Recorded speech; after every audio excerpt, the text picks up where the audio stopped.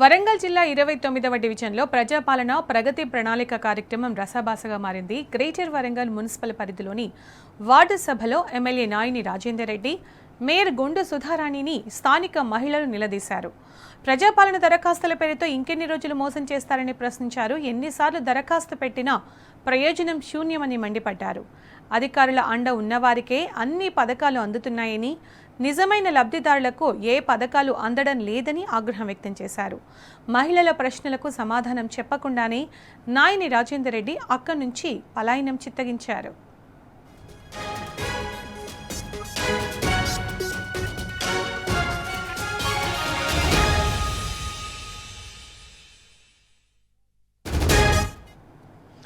దీనికి సంబంధించిన పూర్తి సమాచారం మా ప్రతినిధి రవికాంత్ అందిస్తారు. రవికాంత్, వరంగల్ జిల్లాలో ప్రజాపాలన ప్రగతి ప్రణాళిక కార్యక్రమం రసాభాసగా మారినట్టు తెలుస్తోంది.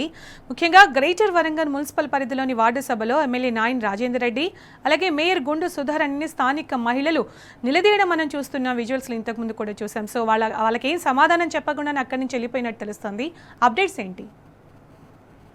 పూర్తిగా ఈ ప్రజాపాలన ప్రగతి ప్రణాళికకు సంబంధించినటువంటి అంశాన్ని కాంగ్రెస్ ప్రభుత్వం తీసుకోవడం జరిగింది. 99 రోజులకు సంబంధించినటువంటి కార్యక్రమంగా తీసుకున్నటువంటి సందర్భం మనం చూస్తా ఉన్నాము. పూర్తి స్థాయిలో ఈ కార్యక్రమానికి సంబంధించి అంటే ఎప్పుడు రెగ్యులర్ గా కొనసాగేటువంటి కార్యక్రమాలుగానే ఉంటాయి. ఇవన్నీ ఒక ప్రజల దృష్టిని మరల్చడానికి ఈ కార్యక్రమాలు చేపట్టాలన్నటువంటి అంశం బయటకు వచ్చినటువంటి పరిస్థితి. పూర్తి స్థాయిలో ప్రజలు కాంగ్రెస్ ప్రభుత్వం వస్తే అనేక హామీలు అమలవుతాయని భావించినటువంటి సందర్భంలో ఏ ఒక్క హామీ కూడా ఎన్నికలకు ముందు అనేక హామీలు ఇచ్చి అధికారంలోకి వచ్చిన కాంగ్రెస్ పార్టీ అధికారంలోకి వచ్చిన తర్వాత ఒక్కటంటే ఒక్క హామీ కూడా అమలు చేయనటువంటి సందర్భంగా కనిపించింది. పూర్తి స్థాయిలో ఇందిరమ్మ ఇండ్లకు సంబంధించి అయితేనేమి ఇతర అంశాలకు సంబంధించి ప్రజల్లోకి కాంగ్రెస్ ఎమ్మెల్యేలు కాంగ్రెస్ మంత్రులు వచ్చేటువంటి సందర్భంలో నిలదీస్తున్నటువంటి సందర్భం కూడా మనకు స్పష్టంగా కనిపిస్తోంది. ఇవాళ గ్రామ సభలు ఉమ్మడి వరంగల్ జిల్లా వ్యాప్తంగా ఎక్కడికక్కడ నిర్వహించినటువంటి పరిస్థితి. మరోవైపు జీడబ్ల్యూఎంసీ అంటే గ్రేటర్ వరంగల్ మున్సిపల్ కార్పొరేషన్ పరిధిలో వార్డులకు సంబంధించినటువంటి సభలు నిర్వహించేటువంటి ప్రయత్నం చేశారు. వరంగల్ పశ్చిమ నియోజకవర్గ ఎమ్మెల్యే నాయిని రాజేందర్ రెడ్డిని 29వ డివిజన్ ప్రజలు నిలదీసినటువంటి పరిస్థితి, ప్రశ్నించినటువంటి సందర్భం మనకు కనిపించింది. ప్రజాపాలన ప్రగతి ప్రణాళిక పేరుతో జీడబ్ల్యూఎంసీ పరిధిలోని 29వ డివిజన్ లో వార్డు సభ ఏర్పాటు చేశారు. ఈ వార్డు సభలో పాల్గొన్నటువంటి ఎమ్మెల్యే నాయిని రాజేందర్ రెడ్డి, మేయర్ గుండు సుధారానికి ప్రజలు షాక్ ఇచ్చినటువంటి పరిస్థితి కనిపిస్తా ఉంది. స్థానిక సమస్యల మీద ప్రజలు నిలదీసినటువంటి సందర్భం స్పష్టంగా కనిపించింది. సమాధానం చెప్పకుండానే ఎమ్మెల్యే నాయిని రాజేందర్ రెడ్డి, మేయర్ గుండు సుధారాని అక్కడి నుంచి జారుకున్నటువంటి పరిస్థితి కూడా. ముఖ్యంగా మోంతా తుఫాను కారణంగా జీడబ్ల్యూఎంసీ పరిధిలోని అనేక కాలనీలు నీట మునిగి ఇల్లు నష్టపోయినటువంటి పరిస్థితి, ఇళ్లలో ఉన్నటువంటి గృహోపకరణాలు కూడా నష్టపోయినటువంటి సందర్భంలో సీఎం రేవంత్ రెడ్డి ఇటు హన్మకొండ ఇటు వరంగల్ రెండు ప్రాంతాలకు సంబంధించి పర్యటించారు. అక్కడ ఉన్నటువంటి ప్రజలకు హామీ ఇచ్చారు. ఎవరైతే మోంతా తుఫాను కారణంగా నష్టపోయినటువంటి మీ అందరినీ కూడా ప్రభుత్వం ఆదుకుంటుందనే విధంగా ఆ ప్రకటనలు గుర్తించారు. ఆ తర్వాత సర్వేలు నిర్వహించినటువంటి పరిస్థితుల్లో అర్హులైన మా ఇండ్లకు సంబంధించి సర్వే నిర్వహించలేదు, మాకు నష్టపరిహారం అందలేదని 29వ డివిజన్ సంబంధించిన ప్రజలు తమ ఆవేదన వ్యక్తం చేస్తున్నటువంటి సందర్భంలో ఎమ్మెల్యేను ప్రశ్నిస్తున్నటువంటి సందర్భంలో మీరు దరఖాస్తు చేసుకున్నారా అని ఒక నిర్లక్ష్యంగా సమాధానం చెప్పి నాయని రాజేందర్ రెడ్డి